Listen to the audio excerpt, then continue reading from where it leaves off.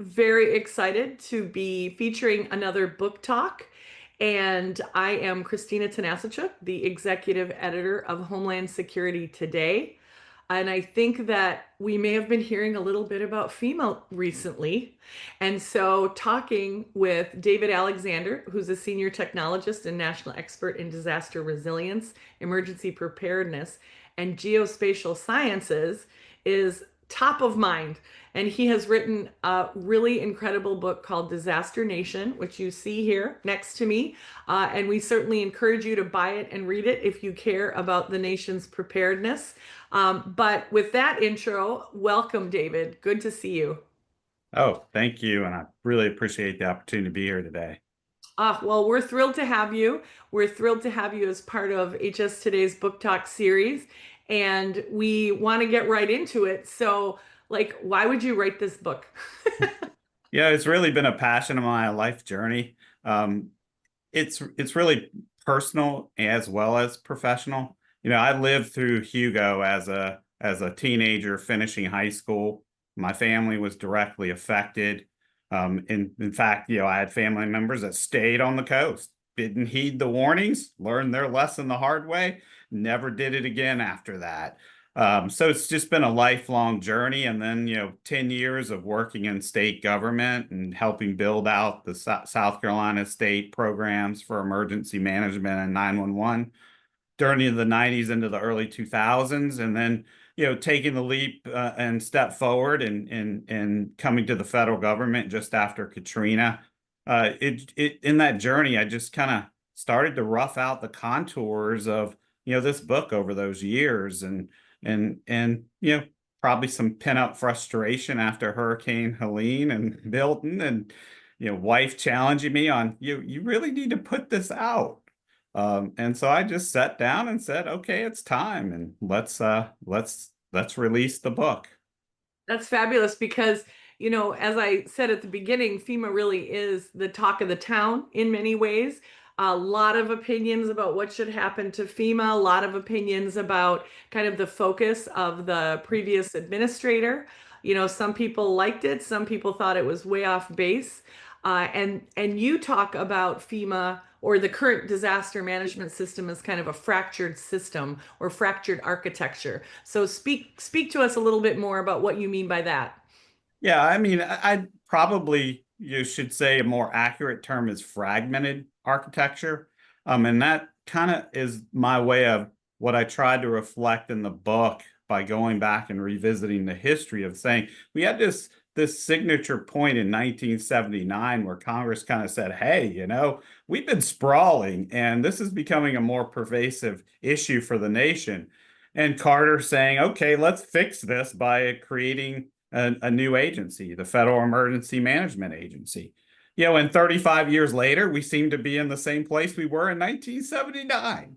And that's one of the contours of the book is to lay that out and say, maybe we're at another inflection point where we fragmented across the federal enterprise. We've essentially, built a system that is failing by accident. It's performing exactly the way it was built over those 35 years, which is it's been piecemeal.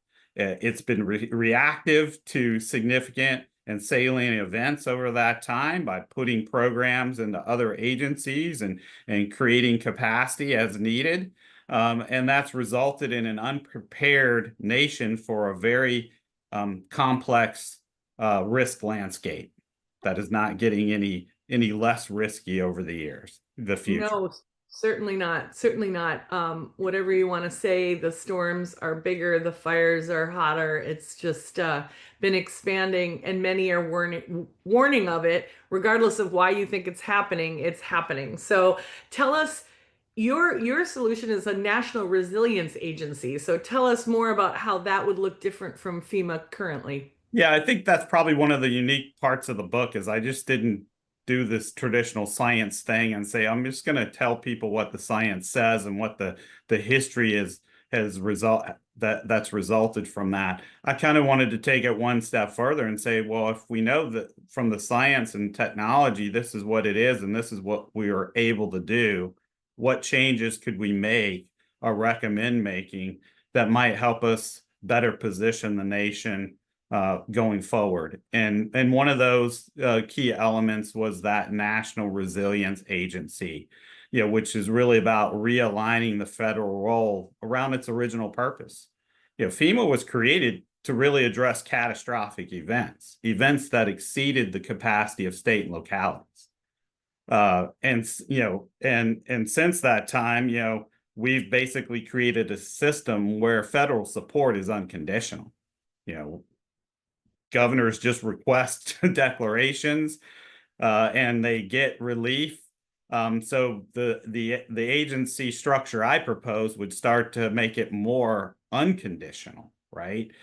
Meaning more conditional. It's no longer unconditional. The states would be required to bear that lion's share of responsibility, particularly by saying, if you want relief, you need to prove to us that you're continuously investing in mitigation and risk reduction, and you're demonstrating that your investments are making a difference. And also that kind of moves us away from treating federal support as a bailout mechanism, which is really a form of disaster inflation, right?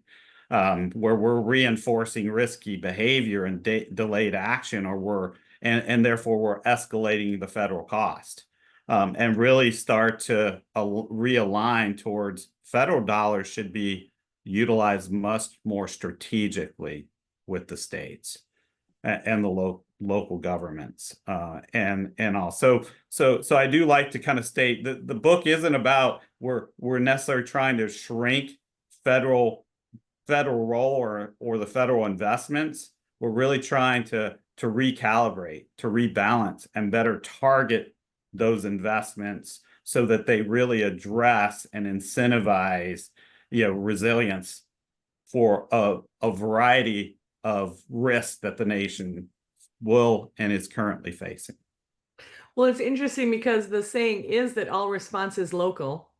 And so, if that is the saying, then how is local prepared and how are they mitigating so that they don't need to make that phone call? Because, you say it's as easy as making a phone call, but some governors didn't even know to make the phone call. If you think about the case studies in your book, Yeah.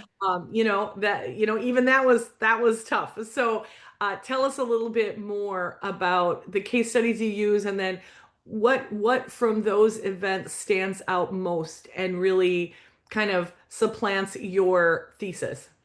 So maybe I'll start by answering the first part of your question, your comment, and because I make a point in the book of talking about the importance of professionalizing and the significant value that we've achieved by doing that across the emergency management enterprise, by professionalizing emergency management and making investments in training and practice.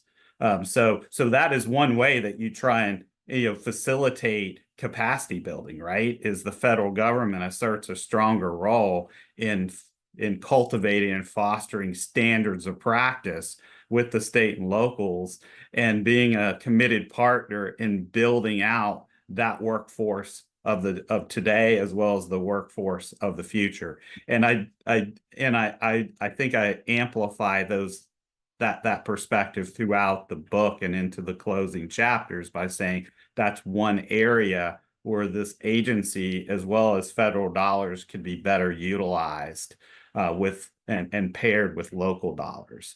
I do lay out a series of use cases. I think there's case studies both in terms of disasters themselves, as well as I provide some case studies around or spotlight some success stories around utilizing different types of science and technology or advances, including some international case studies. I think, of course, there are significant events that I would have been remiss in the book to not acknowledge because they were pivotal points in the evolution of our system. Katrina clearly was one, right? Katrina revealed how fragile not just our infrastructure is, but really our coordination structures to really be able to respond to a catastrophic event. And all. But then the Western wildfires kind of go the exact opposite direction, which is they are demonstrating how ill-prepared we are to react to very localized events that are affecting large areas, but but maybe a smaller numbers of structures and scattered infrastructure. Although they are starting to proliferate into the urban interface, which exacerbates the risk and the threat. So I do use those varied examples throughout the book to both demonstrate what we've learned from those, where we still have learning to do, and how if we stepped back and reflected and looked at this new agency construct, you would need to start to recognize it should have a stronger role in foresighting.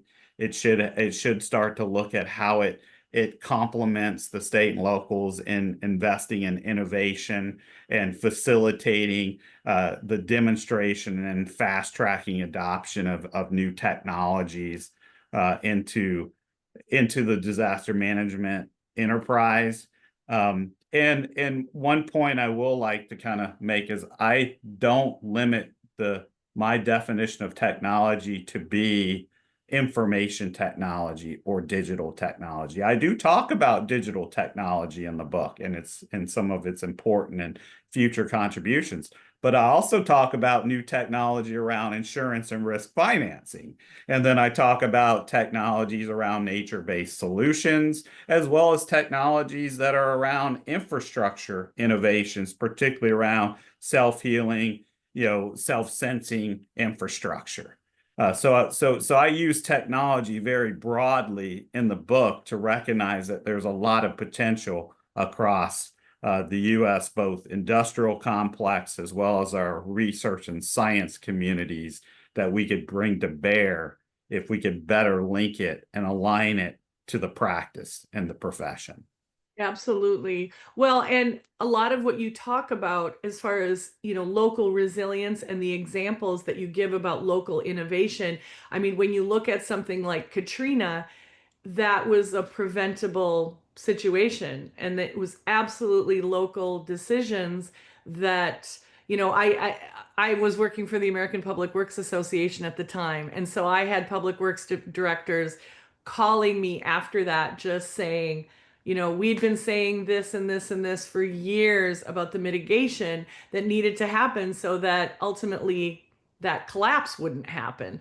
And it fell on deaf ears. And so the fact that you're talking about how a local community has to take responsibility for a huge disaster like that is really important. You highlight those examples of local innovation. Can you share like a success story that you see that actually helped the community and didn't have to call in the feds? Yeah, I would say, I think I also highlight that it's not just mitigation, it's also maintenance, right? So there are significant poor maintenance decisions where technology could step in and both one, help you identify those early, but also technologies that could help us minimize some of the routine maintenance and increase the elasticity and the agility of infrastructure. I think the two I would highlight from a local perspective that have been maybe underreported and need to be given more attention because they can be scaled is the Fortified Homes program and standard that's being driven by the Institute for Business Insurance Institute for Business and Home Safety. Roy Wright, know him, worked with him at FEMA as well as at the department. Yeah, he runs as the CEO for that organization now, has done a phenomenal job of rolling that out, getting communities in Alabama, Mississippi, and some of these deep South states to adopt those standards. And those homes have held up well against some of these severe weather events of late. The other example I would give is that Babcock Ranch in Florida, where they've taken a design approach. Both are design approach, right? So there's standards to facilitate across the states and industry. But Babcock Ranch kind of took a design approach of saying, hey, when I build this community out, I want to make sure that it's able to withstand these types of events and challenges because people are making an investment in living in that area and all. So the book kind of starts to say, it's not just make resilience investments, it's also change the culture to where we think of resilience we sleep resilience, we dream resilience, and therefore we design for resilience. That's that resilience by design subtext that's written throughout the later chapters of the books and leads you into that some of the model legislation that I lay out as templates in some of the appendices. I think that I feel every public works director across the country giving you a standing ovation right now as you back up a lot of the challenges they have with maintenance and mitigation. I mean, that's a huge part of what they do. So that's great that you're kind of giving them a shout out. I want to thank you for spending some time with us today. And certainly, I encourage all of you to read Disaster Nation because it really takes a realistic approach to disaster management and resilience. So go to Amazon, pick it up. Dr. Alexander, thank you very much for joining us today. We hope you will continue to talk to us. And as I said before we were public, I hope you will contribute some articles to help shape the future of FEMA and disaster management in America. Thank you so much. Thank you.